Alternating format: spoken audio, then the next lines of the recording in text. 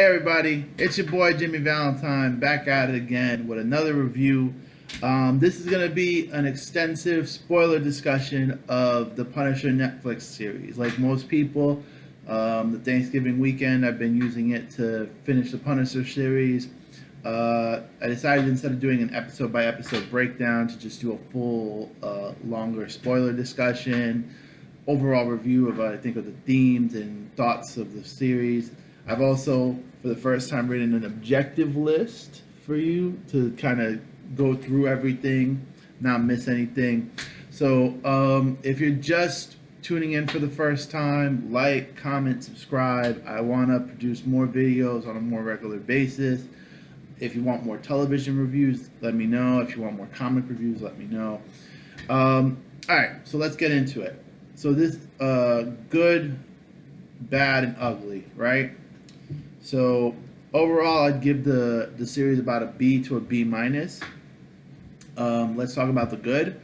Jon Bernthal is phenomenal. He definitely deserves an Emmy or at least recognition through the media for his portrayal. He's been able to create a Frank Castle that feels like a fully lived-in, realized human being. His the emotions are very visceral in the character. The body language is really interesting.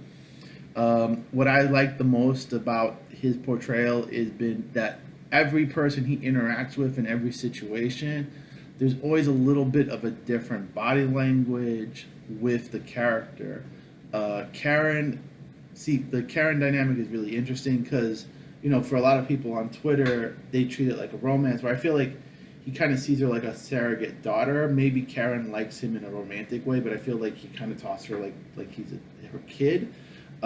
With Micro, you get this feeling like at first he's very aggressive towards him, and then he kind of softens his body language. With Billy, you feel like this kind of openness. With Curtis, you feel this kind of openness, and then with other enemies, you just feel like he's a demon that wants to rip them apart.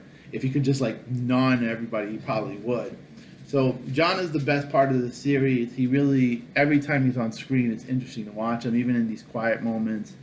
To me, the series, it's a good show, but not a good superhero show.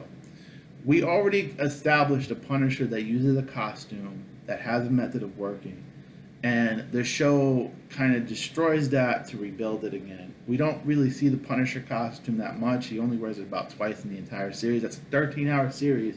There's definitely times he could have been wearing some sort of modified version of it.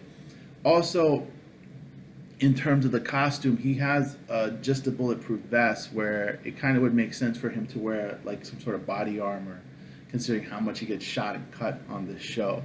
One of the things they don't address is that he seems to have some sort of accelerated healing factor. Now, Daredevil, I believe, has some sort of healing factor in the comics.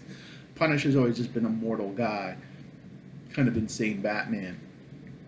But in this series, the amount of blood loss that he has, the amount of organs that get shot, he has to have some sort of Weapon X, Miracle type healing factor for him to keep walking around and fighting the way he does. So John is phenomenal. The performance is good. I think of this series, at first I thought of this series mirroring a lot of the Luke Cage plot elements, and I still kind of do. But I feel like in terms of the type of storytelling they were going for, it's a companion piece to Jessica Jones more so than Daredevil, Luke Cage, or Iron Fist. In that Jessica Jones is kind of talking about what it is to be a woman in the 21st century, and the Punisher's talking about what it means to be a man in the 21st century, and how masculinity and interacting in the world gets infused in everything. So you have Punisher, who's kind of like an old type guy, traditional family values guy. Micro is like that, but not as confident. Billy is very vain.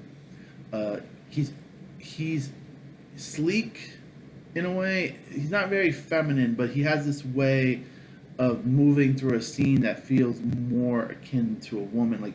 Like he finesses people. Like he'll kill people if he has to, but he's more of a finesser. Curtis having come back from the war and trying to do good. Billy, the PTSD boy, his way of not processing things and not dealing with things and trying to become something that he's not. So you have all these different men working through what their place in society, how they interact with each other. I found the conversations between the men really refreshing. You know, besides just getting from plot point A to plot point B, we really had a feeling that each of the characters were trying to anchor themselves in the world, try to find meaning in their lives.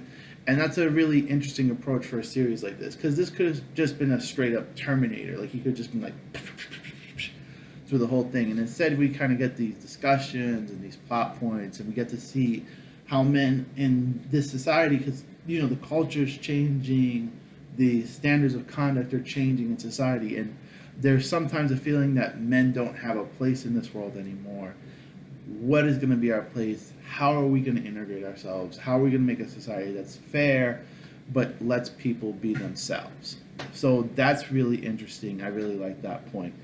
And then for me personally, you know, the show is a bit slow. It's got a couple of different elements in it, but there's some parts of it that are, you know, more of a procedural, more like Homeland or one of those type of shows.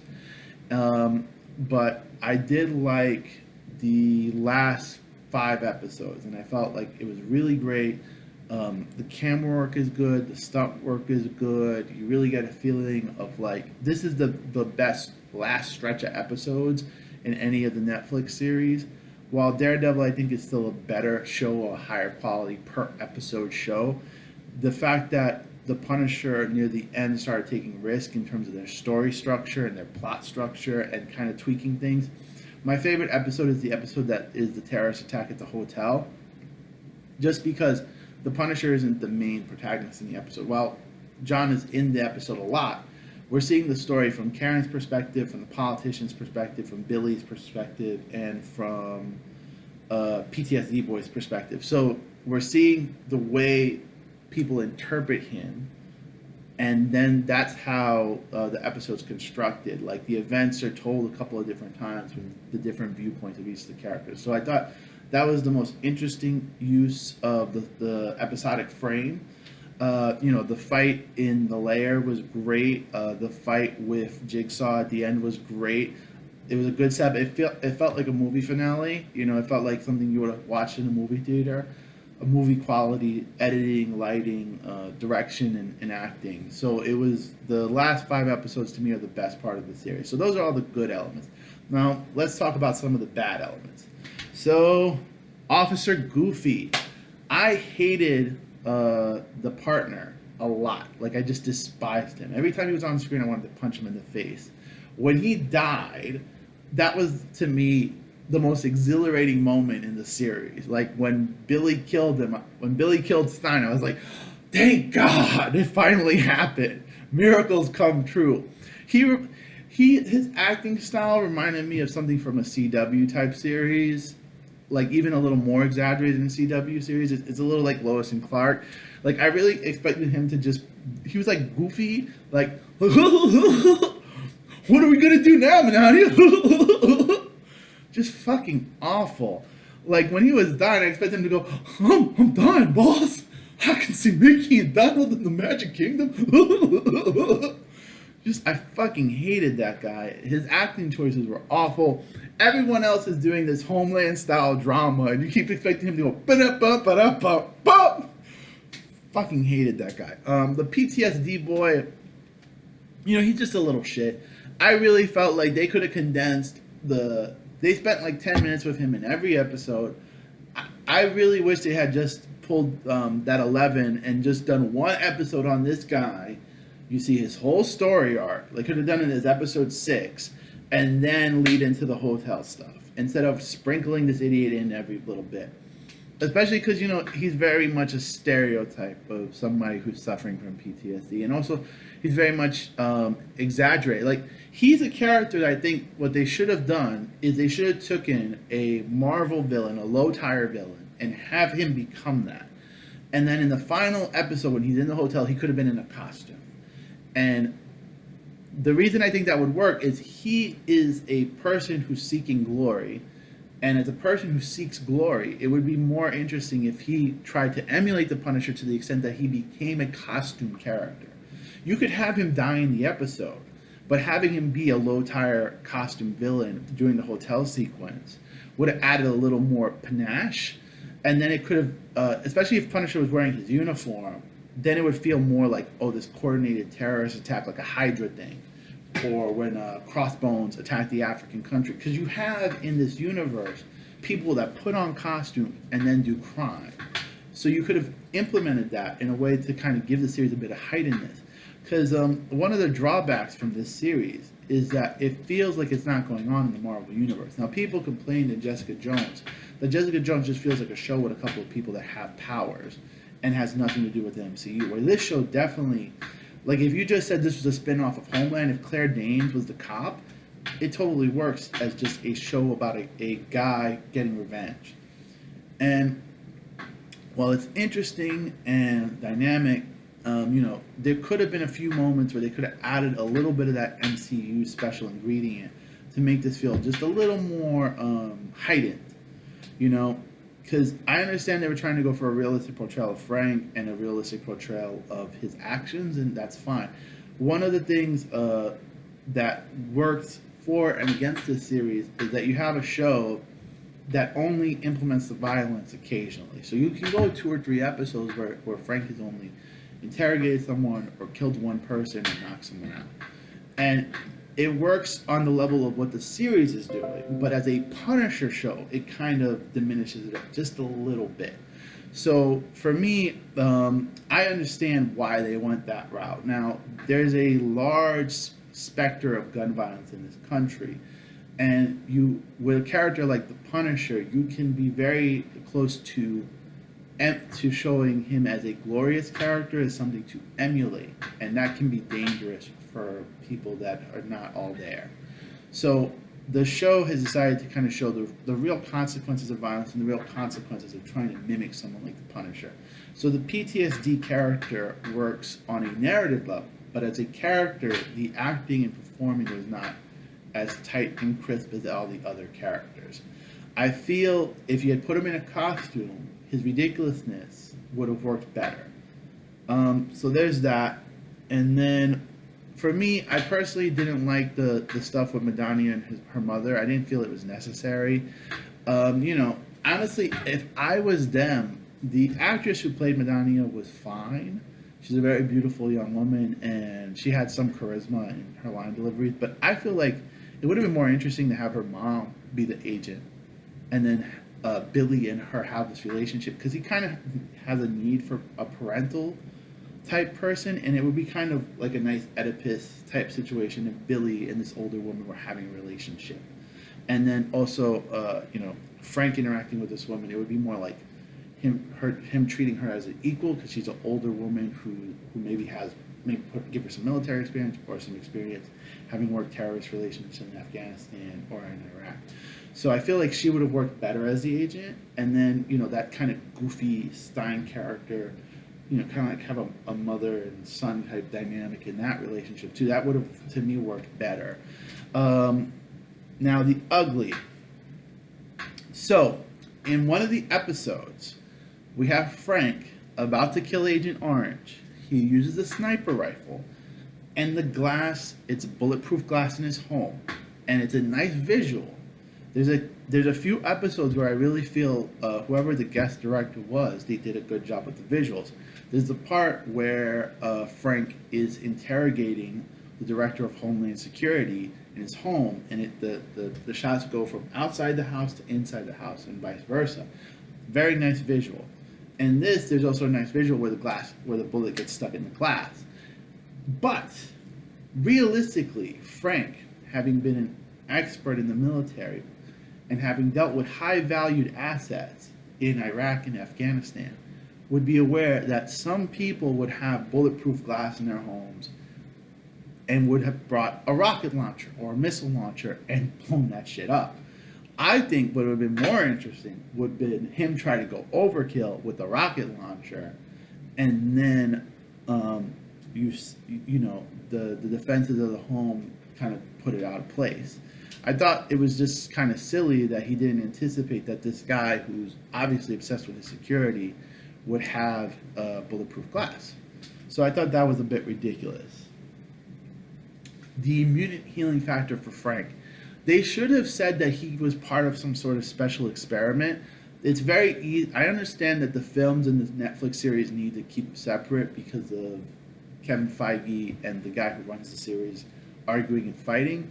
It would have been a very easy thing to say that Frank, when he was in Afghanistan, was given some medications that were trying to mimic the super soldier thing of Captain America that are just weakened. You have a similar issue in Jessica Jones with Nuke, where Nuke has been given pills that give him super strength.